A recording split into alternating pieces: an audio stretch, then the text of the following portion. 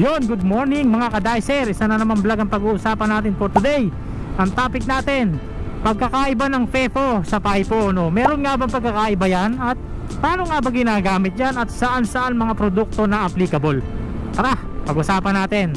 FIFO, yan muna, unahin natin mga ka-dicer, no? Coming from the word na first in, first out, no? Galing po kasi sa acronym ng kanilang FIFO, first in, first out, no? Mga ka-dicer, ito po, very minimal na po ang paggamit nito, lalong-lalo na po kung ang iyong produkto ay merong expiration na naka-indicate sa item. Kasi nga po, kapag ka po sinabing first in, first out, dapat kung ano po yung produkto na unang dineliver sa'yo, dapat siya rin po yung unang i-display mo.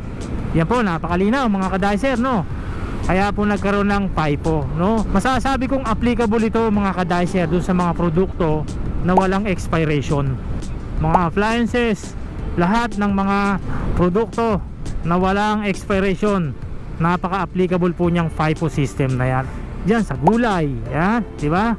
So kasi nagbe-base tayo dun sa shelf life niya, no? Dun sa tagal ng magiging buhay sa display shelves, kaya nagkaroon ng FIFO.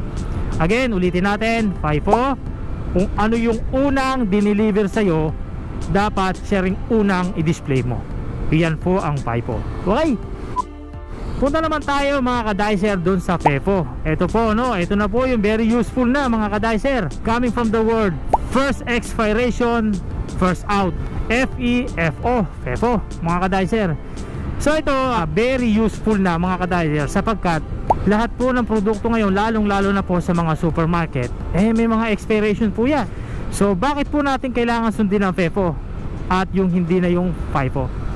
Mga ka-dicer, sa mga delivery man po or mga distributor company, meron po dyan tinatawag na palusot system. So na-vlog ko na ito, no, maraming beses na. So i-additional ko na lang ulit, no. Palusot system mga ka-dicer, ibig sabihin kung ikaw man po ay under ng distributor or direct company yung nagdi-deliver sa'yo, may mga nagiging near X din po dyan sa kanila, sa mga bodega. Mga ka-dicer, hindi rin po yan sila nakakapag FIFO ng matindi sa sobrang dami ng laman ng kanilang bodega. Ngayon, sa pagsesegregate po ng kanilang mga i-deliver sa bawat araw, meron po yan silang nakikita na higit na mas maagang ma-expired kaysa dun sa mga matatagal na, no. Minsan pinalulusot po nila yan, no, dinideliver po sa mga store nyo mga ka-dicer. Naku, ingat po kayo dyan. Kaya nga po dapat, no, hanggat maaari kapag ka po kayo may deliver, isa-isahin nyo, no, versus nyo sa invoice, ibangga nyo, no. Tapos kapag may nakita kayong near X talaga, dineliver na, compare dun sa mga datihan mo pang mga stocks, mas mauna pang ma-expire yung dineliver sa yung bago, aba, ay nahinala talaga yan ka-dicer. Kaya dapat panatilihin nating gamitin ang FEFO, no? Kung ano yung unang ma-expired, siya dapat yung i-display mo.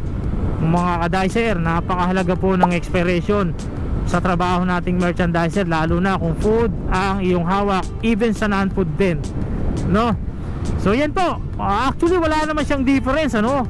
Doon lang sa produkto na paggagamitan, yun lang talaga mga ka-dicer, ano? FIFO and FEFO, perehas naman pong makakatulong yan sa inyo, lalong-lalo na in terms sa mga expiration or sa mga buhay na mga inyong produktong hinahawakan, ano?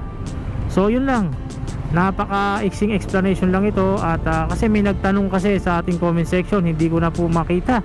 So sobrang daming nagko-comment sa atin sa araw-araw, no. Salamat, no. So yun lang mga ka-dicer, hanggang sa muli. Ako po ang inyong lingkod, Erwin Regalo, palagi nagsasabi ng kasabihang mabuhay ang lahat ng merchandiser. Peace.